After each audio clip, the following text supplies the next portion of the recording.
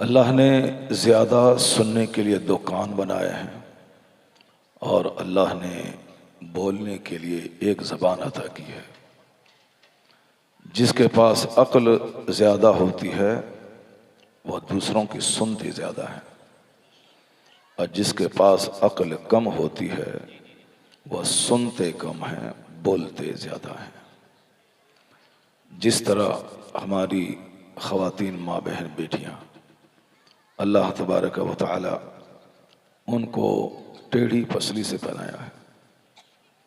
अल्लाह तबारक व तआला उनकी गवाही को एक मर्द की गवाही दो औरत की गवाही के बराबर बनाया है।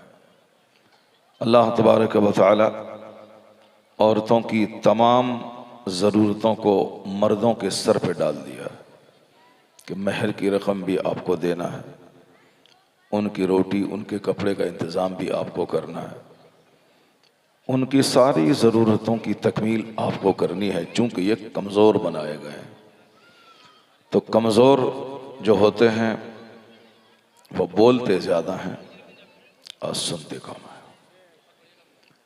तो ये चूँकि कमज़ोर मखलूक है इसलिए बोलती ज़्यादा है और सुनती कम है। अब उसी में से अगर ज़्यादा सुनने वाली और कम बोलने वाली हो जाएं तो फिर घर रश्क जन्नत बन जाता है।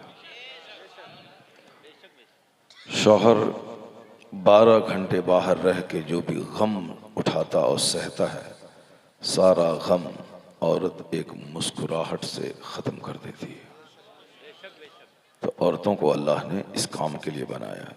लेकिन अभी चूँकि मुसीबतें इसलिए बढ़ गई हैं कि वह अपने काम से हटकर दूसरों का काम करने लगी हैं, इसलिए आज मुसीबतें बढ़ती चली जा रही हैं और मसले का हल समझ में नहीं आता है।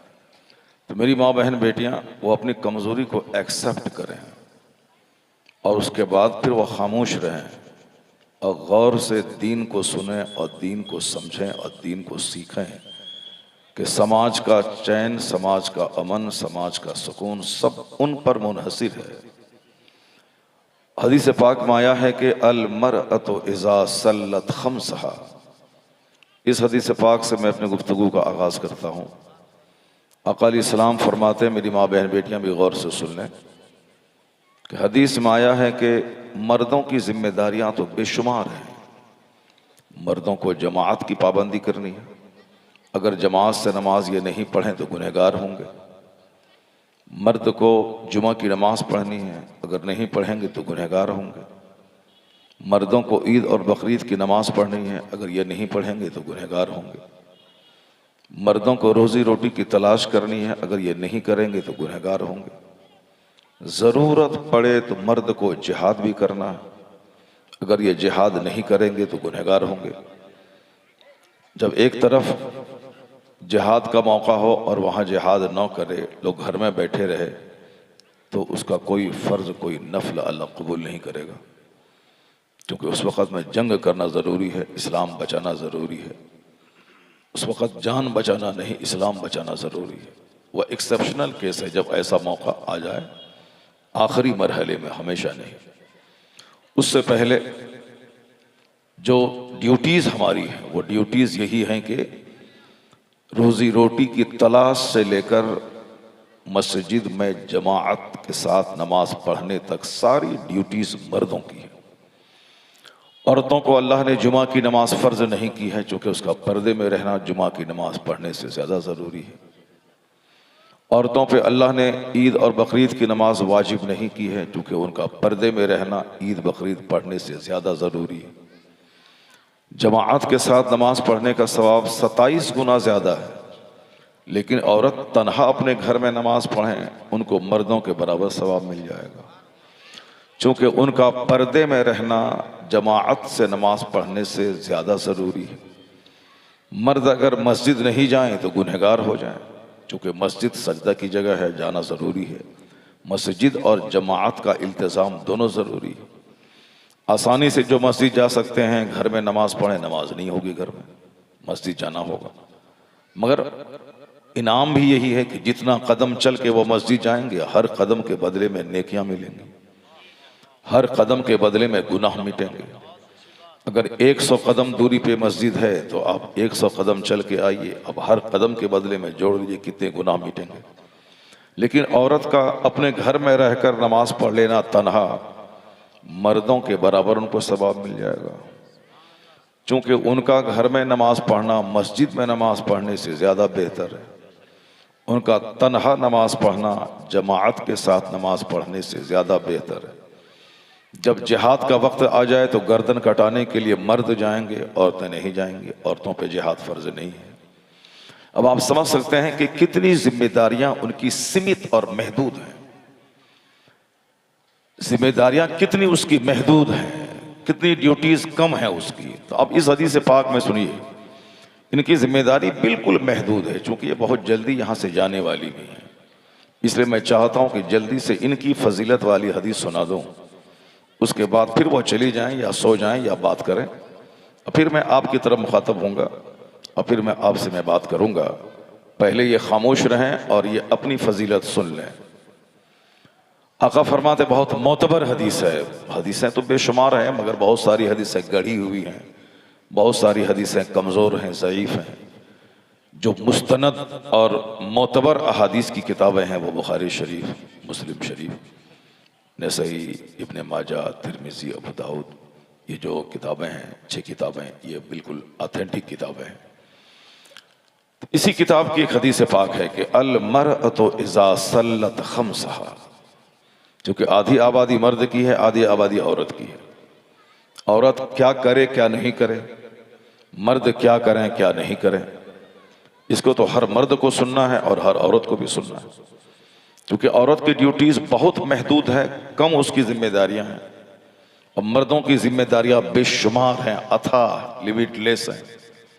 इनको अपनी माँ को भी पालना है, मर्द को अपने बाप को भी देखना है, अपनी बीवी को भी पालना है, अपने बच्चों को भी पालना है, अपने पड़ोस को भी देखना है, गरीब रिश्तेदार को भी देखना है, माजूर को भी देखना है, यतीम और मिस्कीन को भी देखना है। ये सारी जिम्मेदारियां मर्दों के ऊपर में है।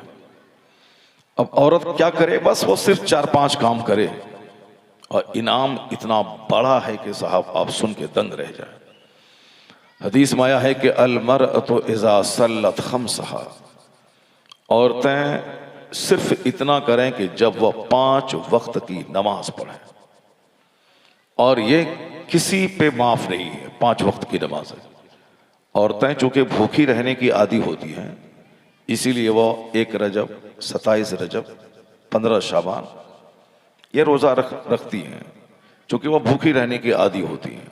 सुबह होती है 5 बजे, वो नाश्ता करती हैं दोपहर 2 बजे, दोपहर का खाना खाती हैं शाम के 5 बजे, और रात का खाना खाती हैं रात के 12 बजे। इसीलिए गैस्ट्रिक की बीमारी भी उनको ज़्यादा होती है और बहुत सारे अमराज उनको होते हैं। और डॉक्टरों के पास 90% औरतें रहती हैं, 10% मर्द रहते हैं। चूँकि वह शौहरों की बात मानती नहीं है, वह अपनी चलाती हैं, भूखे रहने के आदी हैं। इसीलिए 1 रजब का रोज़ा, 27 रजब का रोज़ा, जुमेरात का रोज़ा, सोमवार का, पीर का रोज़ा वो रखती हैं। और शौहर बोलता है कि अरे यार मौलाना साहब मेरी बीवी बहुत नेक है। क्यों नेक है भाई? वो रोज़ा बहुत रखती है। मैंने कहा नमाज के बारे में बताओ क्या हाल है। अगर वो नमाज पढ़ती हैं तब मैं कहूँगा कि वो नेक है, वरना वो तो भूखी रहने की आदी हैं। वो 5 बजे शाम में ना खाएंगे, आफ्ताब डूबने के बाद खा लेंगे, क्या लगा। रोज़ा रखना बहुत बड़ा कमाल नहीं है औरतों के लिए, चूंकि ये भूखी रहने की आदी है। नमाज पढ़ना कमाल है। 5 वक्त की नमाजें पाबंदी से ये पढ़ें। फजर की नमाज कड़ाके की सर्दी में पढ़ें, नहा धो के पढ़ें। हिंदुओं की औरतें नहा धो करके पानी लेकर पूजा अर्चना करने जाती हैं, और उसको चूंकि अब सेहत की पड़ी है कि हेल्दी रहना है, सोने का घर भी बना ले, लेकिन अगर सेहत नहीं है तो बेकार है। इसलिए हिंदुओं की औरतें सेहतमंद रहने के लिए अब वह सुबह सवेरे उठ रही हैं, वॉक कर रही हैं। क्योंकि रामदेव जी उत्तराखंड बगल में है, वहाँ उन्होंने कहा है कि सेहतमंद रहने के लिए वॉकिंग ज़रूरी है, खुली फजाओं में रहना ज़रूरी है। तो अब उनकी औरतें वॉकिंग कर रही हैं, क्योंकि उनको सेहत चाहिए। हमारी माँ बहन बेटी को चूँकि सेहत नहीं चाहिए, चूँकि शौहर कमा रहा है, सारा इलाज तो वो करा ही रहे हैं, वो अपनी कमाई का 50% हिस्सा उनके इलाज के लिए खास कर दें। इसलिए वो सोने का टाइम जो उस वक्त वो जगेंगी और जो जागने का टाइम उस वक्त वो सोएंगी। खाना खाने के बाद जब सोना चाहिए उस वक्त वो बात करेंगी, और जब खाना खाने के बाद थोड़ी सा वॉकिंग वर्जिश होनी चाहिए उस वक्त वो फ़ौरन सो जाएंगी। मर्द जो भी कहेंगे वो सारा काम उल्टा करेंगी, क्योंकि उन्होंने समझ लिया है कि मेरी बहादुरी, मेरा कमाल यही है कि मैं मर्द की बात नहीं उसकी मुखालफत करूं। मर्द बोले इस तरफ जाओ तो वो इधर जाएंगी, क्योंकि उनको मालूम है कि अगर इधर जाएंगी तो मर्द समझ लेगा ये हमसे डर रही है, हमसे डर रही है, इसलिए वो बताना चाहती कि मैं तुमसे डरती नहीं हूं। इसलिए वो बोलते हैं मर इधर जाओ तो वो इधर जाती है, ताकि तुम जानो कि मैं भी कुछ हूं, आई एम समथिंग। पर्स तुम्हारा, पैसा तुम्हारा, मकान तुम्हारा, सब कुछ तुम्हारा, मगर मैं भी कुछ हूं, एहसास दिलाना चाहती।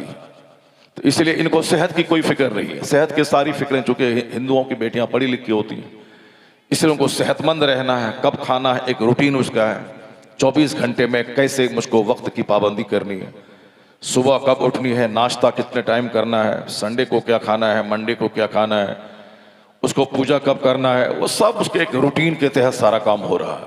इसीलिए उसकी औरतें हेल्दी रहती हैं। जबकि ये रूटीन के मुताबिक काम करने का ढंग सारी दुनिया को मजहब इस्लाम ने सिखाया है। 1 मिनट पहले ये हलाल है, 1 मिनट के बाद हराम है। दुनिया का कोई मजहब नहीं बताता है, ये मजहब इस्लाम है।